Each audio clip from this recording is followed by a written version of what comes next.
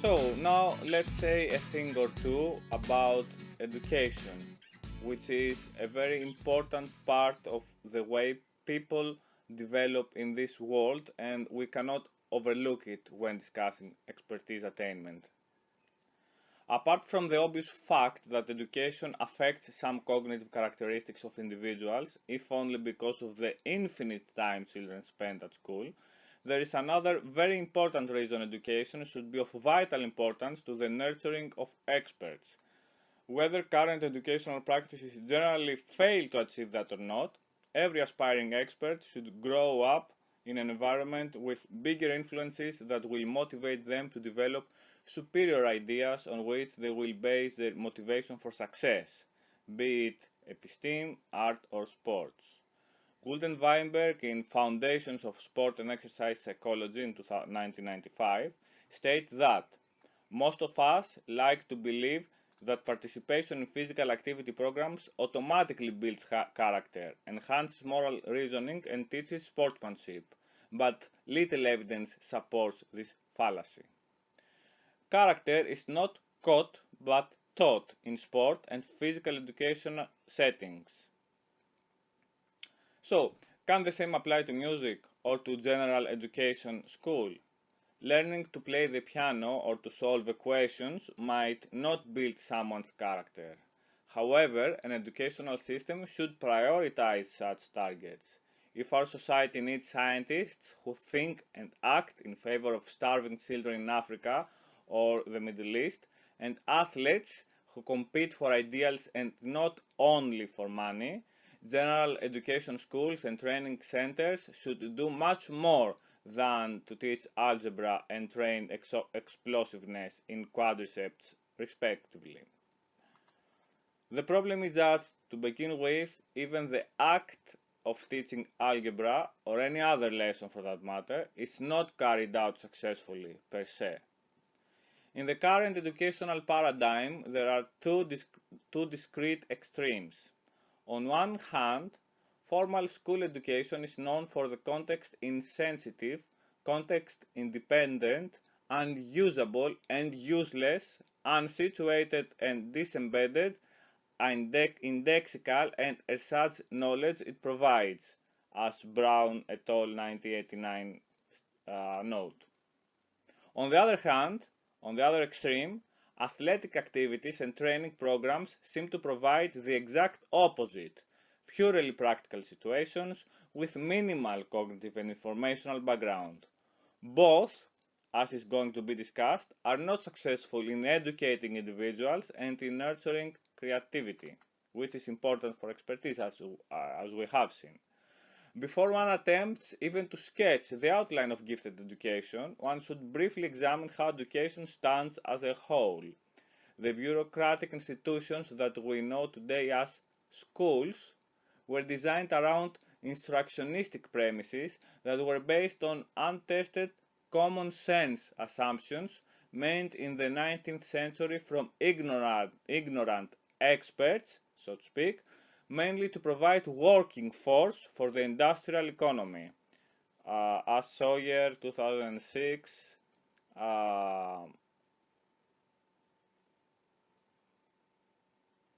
notices. Despite the shift to knowledge economy and the accumulation of significant knowledge about the way people learn, schools have proved to be amazingly resistant to change, as Sawyer 2006 again notes. General education school systems are based on a deeply flawed standardized testing system that evaluates the contextualized and compartmentalized knowledge, again by Sawyer 2006. And Sawyer, who supports these positions, does it as the editor of the Cambridge Handbook of the Learning Sciences 2005, while writing the conclusion of the volume. So it's not just some weird individual who has some extreme views. The need to make the general education schools of today obsolete is urgent, in spite of the still embryonic stage of educational science, as Papert in 2006 notes. Towards this goal, amongst many other national organizations, the USA National Research Council expanded the preparation of how people learn in 1999. A second expanded edition, which appeared in 2004, is used in this work, and the National Science Foundation of United States of America announced competitions in 2003 and 2005, each totaling about $20 million to create a network of science of learning centers to extend the research of learning sciences. The United Kingdom has re-evaluated its gifted education model the last decade, recognizing the static, impersonal, centralized, discriminatory, and inflexible characteristics of the old paradigm, as IRI 2009 informs us. In China, a new wave of research has started, and many patterns of gifted education for the so-called supernormal children have been implemented, such as acceleration, enrichment, after-school programs, and grade skipping, according to Philipson et al. 2009. Acceleration is when you skip classes, enrichment is when you add material to your curriculum. After school programs is what it says, and grade skipping is again what it says. The research conducted under these and other contemporary schemes is often based on the directions given by Piaget, Papert, or even of the philosopher Rousseau. Let's see some educational models now from some classic thinkers. Let's start with Rousseau. Tout est bien sortant des mains de l'auteur des choses, tout dégénéré entre les mains de l'homme. Everything is good as it leaves the hands of the author, of the creator, of things, of God. Everything degenerates in the hands of man. This is the first phrase in Emilio, Book 1, Chapter 1, of Jean-Jacques Rousseau, 1712 to 1778. Linking the evils of education to the other evils of society, the same wrong way man tries to interfere with nature, man interferes with children's education, Rousseau constructs his educational philosophy centrally located in what is the notion of negative education. Anyone may learn only from him or herself. Therefore, the educator need transmit no knowledge, but only to 1. Exorcise the evil influences of society from the learner. 2. To systematically satisfy the learner's natural curiosity of any domain. And 3. To prepare life conditions in a way that will foster the learner's spontaneous growth, according also to Ubaldo 2005. Let's see some things about Piaget, Montessori, and Papert. Piaget's constructivism is the most characteristic element of his model. Constructivism stands for the creation, the building of cognitive tools and realities of children by themselves through experiences. This means that knowledge is not a product to be transmitted, encoded, retained, and reapplied, but a personal experience to be constructed. Intelligence is an adaptation between assimilation and accommodation to induce internal stability, according to Ackerman 2001. This stability is seen dynamically in Papert's constructionism, where the learner dwells in rather than stepping back, as is the case in Piaget, to enjoy the connection with the experience, situated knowledge. This is situated knowledge. Moreover, Piaget initiated a major move away from the tabula rasa view of the infant mind, Rousseau's tabula rasa idea, where a teacher is called to simply write on this tabula rasa. The active role of learners was further emphasized by Vygotsky's emphasis on social interaction. You see, great thinkers had various ideas. Not everybody agreed with everybody else, but it is important to study them and take out the best we can from each one of them.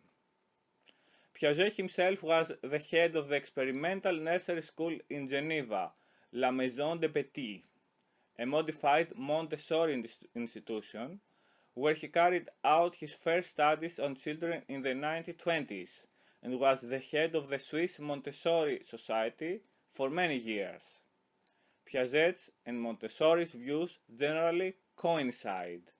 Piaget disagreed with teaching reading, writing, and mathematics before the age of 7.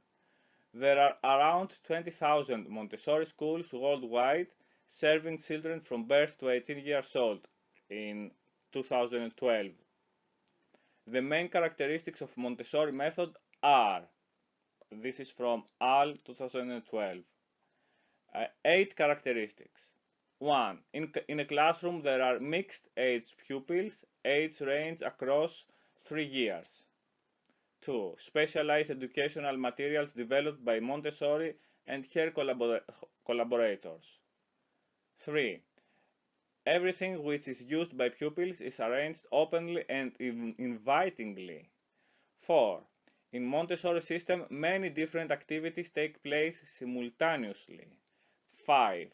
In Montessori philosophy, every child is unique, so each child's development is different. The child is allowed to choose activities guided by his instinctive interests according to their maturity sensitive period. 6. There is a constructivist or discovery model where pupils learn concepts from working with materials rather than by direct instruction. 7. In Montessori schools, the teacher's desk is replaced with a help desk, a teacher's station or inquiry counter where the children come for help and show their work. Classrooms are arranged in rafts to promote individual and small group learning. And 8. Work time is uninterrupted blocks. One can readily recognize elements that are used in modern or are being modeled for future education, as well as for gifted education, as will be discussed later on. For example, pluralistic environments, active participation of learners in the construction of their curriculum, situated cognition. It is interesting to note how well Rousseau foresaw these determinants of a healthy education. The effectiveness of the Montessori method has been examined in various instances. For example, Sion Goren, 2009. Now, some things about Waldorf education. But he who would make proposals as to the future must not content himself with a knowledge of life that merely touches life's surface. He must investigate its depths. These are the words of Rudolf Steiner from 1927. So, from a similar worldview, Waldorf education is based on a humanistic, holistic take on education. In 2013, there have been 1,025 Waldorf and Rudolf Steiner schools in 60 countries. Waldorf educators recognize 3 7-year phases in a child's development: 0 to 7, 7 to 14, and 14 to 21. Waldorf education, like Montessori, views children as active agents of themselves, strongly influenced by the interaction of their own being and their environment. The Waldorf education system has gained acceptance and influences even what is considered mainstream education in Europe and North America. Ulrich, in 2000, finds the possibility of implementation of Steiner's educational thinking to regular schools beneficial, and despite identifying some areas that need further consideration, Bruce Uhrmacher concludes, Steiner's ideas remind educators that rather than focusing on a technocratic curriculum, which includes forming objectives, teaching discrete bits of information, having students express themselves in propositional language and numbers, and evaluating students through summative styles of report cards. They could provide an arts-based curriculum, relating educational intentions by connecting small details to broad aims, teaching through rhythms, stories, and images, having students express themselves imaginatively through main lesson books, and evaluating students through formative styles of evaluation that speak to the students' best selves and guide them gently with humor. Again, many of these characteristics, like situated cognition, development of creativity, qualitative evaluations, etc., are parts of a new wave of gifted or otherwise defined education, according to Sawyer 2006.